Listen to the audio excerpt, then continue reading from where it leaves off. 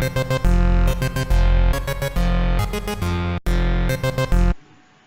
บายดีพบกับข้าพเจ้าภาวัตสังวงจันทร์มื้อนี้จะมาแนะนำเกี่ยวกับการใช้โปรแกรม Microsoft OneDrive ซึ่งจะเป็นแนวใดนั้นเชิญไปติดตามพร้อมกันเลย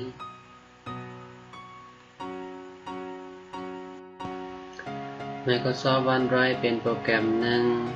ที่บันทึกข้อมูลฟรีที่ทางบริษัท Microsoft สร้างขึ้นมาและปัจจุบันนี้ Microsoft นี่มันก็ซัพพอร์ต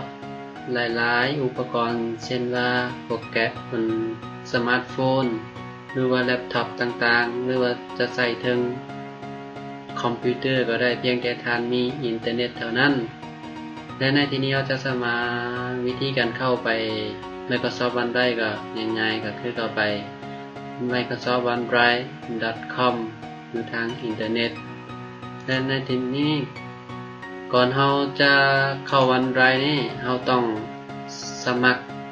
User Account User ก่อนถ้าว่าเราบ่มีเราสามารถเข้าไป Sign Up Now ถ้าเรามีแล้วเรามีเพียงแต่ป้อนอีเมล Address เท่านั้นอีเมล Address แล้วก็เลือก OneDrive ที่ต้องการ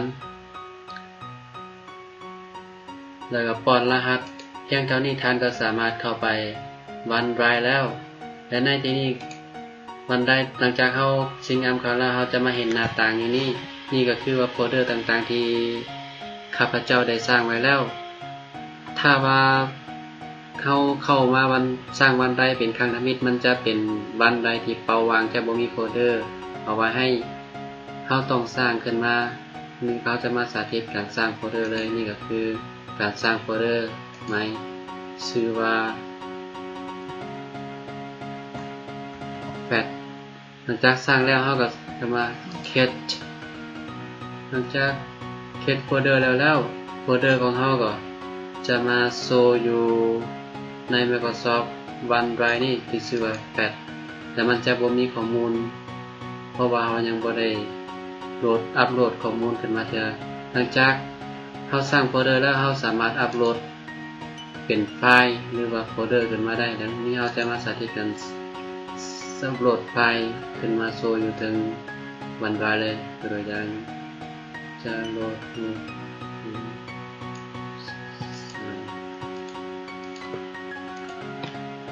ถ้าเราเลือกเอาแล้วอัปโหลดขึ้นมาแล้วมันจะบอกว่าอัปโหลดหลังจากอัปโหลดสำเร็จแล้วปุ๊บก็จะถือขึ้นมาโชว์อยู่ตรงนี้นี่ก็จะเป็นรูปอัปโหลดขึ้นมาในทีนี้และหลังจากอัปโหลดแล้วใน Microsoft OneDrive นี่ท่านยังสามารถแชร์ไฟล์หรือเอกสารต่างๆนี้ไปให้หมู่เพื่อนของท่านโดยการกดที่แชร์นี่แล้วเอาอีเมลใส่ป้อนอีเมลของหมู่ที่ท่านต้องการแชร์ข้อมูลไปให้เพียงเท่านี้ท่านก็สามารถแชร์ข้อมูลให้เพื่อนของท่านได้อยู่ทุกบอททุกเวลาเพียงแต่มีอินเทอร์เน็ตเท่านั้นและใน Microsoft OneDrive นี่มันจะให้ใส่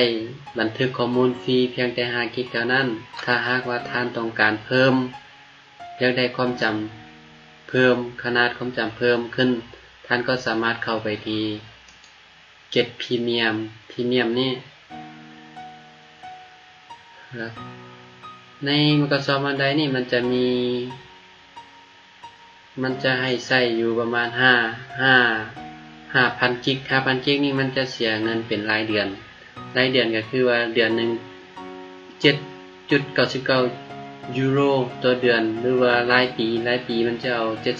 79.99 ยูโรต่อปีถ้าว่าต้องการความจำขนาด 1,000 กิกจะจ่ายรายเดือนก็คือ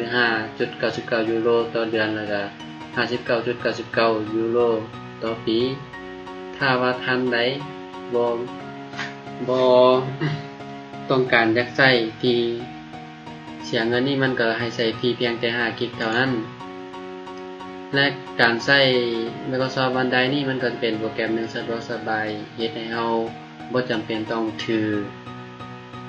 USB หรือว่าฮาร์ดดิสก์ไปนํทุกครั้งถ้าเรามี Microsoft OneDrive เพียงแต่เราอัปโหลดขึ้นใน Microsoft OneDrive และเราสามารถอัปโหลด ดาวน์โหลดรูปของเราได้อยู่ทุกบอนทุกเวลาเพียงแต่มีอินเทอร์เน็ตก็สามารถโหลดได้นอกจากนี้ Microsoft OneDrive ยังมาพร้อมกับ Office 360 แบบออนไลน์ที่ให้ท่านใช้ฟรีโดยจะมี Microsoft Office Word Excel PowerPoint Outlook และอีกหลายๆอย่าง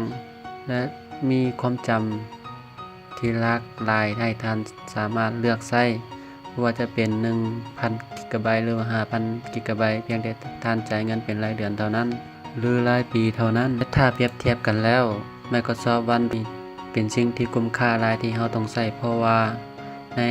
Microsoft OneDrive นี่มันจะให้ความจำที่หลายแล้วฟรี Microsoft Office นำถ้าเปรียบเทียบกับ Drive หรือว่าถ้าเปรียบเทียบกับตัวอื่นแล้วเห็นว่า Microsoft OneDrive นี่จะได้ความจำที่หลายกว่าและมีเป็นน่าสนใจหลายกว่าที่เราจะเลือกใช้เพราะว่ามันได้เอาสะดวกสบายคือ OneDrive นี่มันจะซัพพอร์ตทั้งวงiOS Android หรือว่า Windows และอื่นๆอีก